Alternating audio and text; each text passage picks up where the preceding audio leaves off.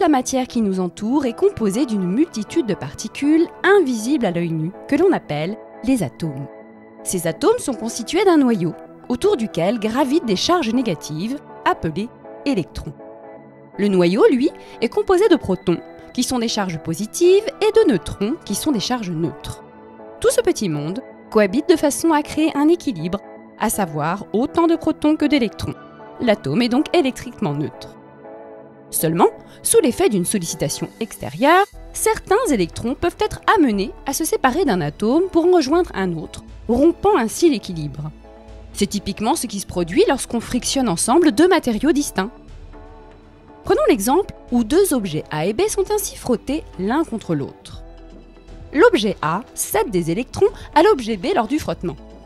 Pour savoir qui de A ou de B reçoit des électrons ou en donne, il faut se référer à la série électrostatique, également connue sous le nom de série triboélectrique. Plus le matériau est haut dans la série, plus il aura tendance à céder des électrons, tandis que celui plus en bas en gagnera. Également, plus la distance au sein de cette liste sera grande, plus l'échange sera important. Dans notre exemple, il en résulte que A possède plus de protons que d'électrons, il est donc chargé positivement. B possède plus d'électrons que de protons, il est donc chargé négativement. A et B sont par conséquent tous les deux chargés électriquement. Ce qui se passe par la suite va dépendre du type de matériau composant l'objet. Il en existe principalement deux, les matériaux conducteurs et les matériaux isolants. Dans le cas des matériaux dits conducteurs, les atomes chargés négativement vont transmettre des électrons, alors en excédent, aux atomes voisins, qui feront de même avec les autres atomes qui leur sont proches, et ainsi de suite. Cela crée donc un flux électrique au sein de l'objet. Ce flux peut être évacué par exemple au contact d'un autre objet. On parle alors de décharge par conduction. Ces électrons qui se déplacent d'un atome à un autre, ce sont les électrons libres. Et ce flux d'électrons libres est ce que l'on appelle de l'électricité dynamique. Dynamique car en mouvement. Dans le cas des matériaux dits isolants, les atomes chargés positivement ou négativement vont maintenir cet état sans déséquilibrer les atomes voisins. Ils sont en effet isolés les uns des autres. Aucun flux n'est créé et on a donc de l'électricité statique. Statique car immobile. Les atomes chargés se rééquilibreront au contact des atomes d'un autre objet. L'électricité statique est invisible à l'œil nu mais on peut l'observer en approchant les deux corps ainsi chargés. Ici, A et B étant des isolants de charges opposées, ils s'attirent. Si l'on introduit un corps C chargé par exemple positivement, on constate que A et C se repoussent l'un et l'autre, quand B et C s'attirent. Autrement dit, deux corps de même charge se repoussent, deux corps de charges différentes s'attirent. Et concrètement, ça donne quoi ?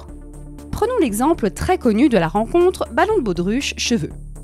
Si l'on approche le ballon des cheveux tel quel, il ne se passe rien.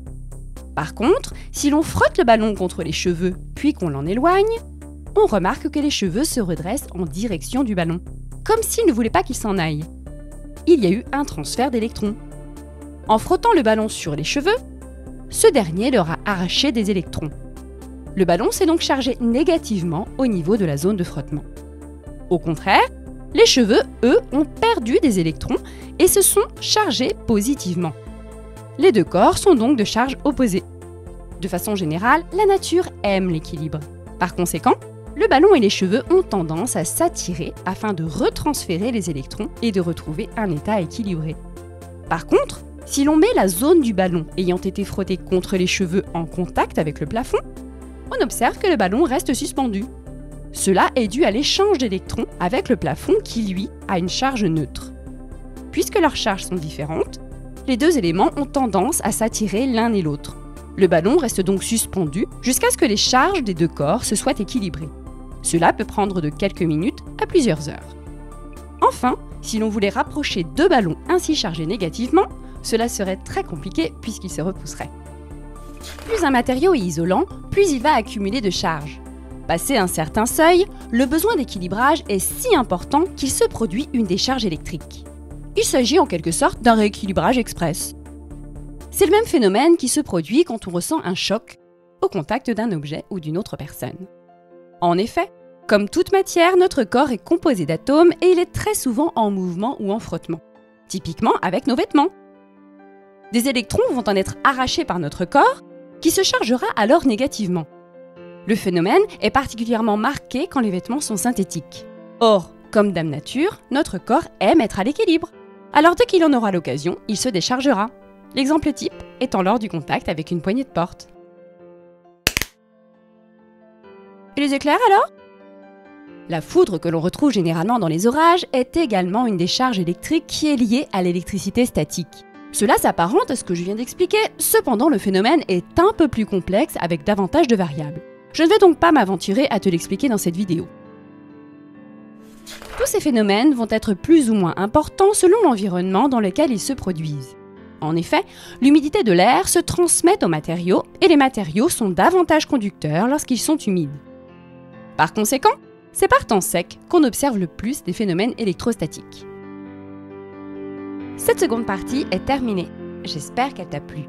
Je te donne rendez-vous vendredi prochain pour observer ensemble quelques expériences sur l'électricité statique et découvrir sa mise en application au quotidien. Je t'invite donc à t'abonner et à activer la cloche de notification afin de ne pas louper la sortie de la troisième et dernière partie de cette vidéo. À bientôt! Ciao!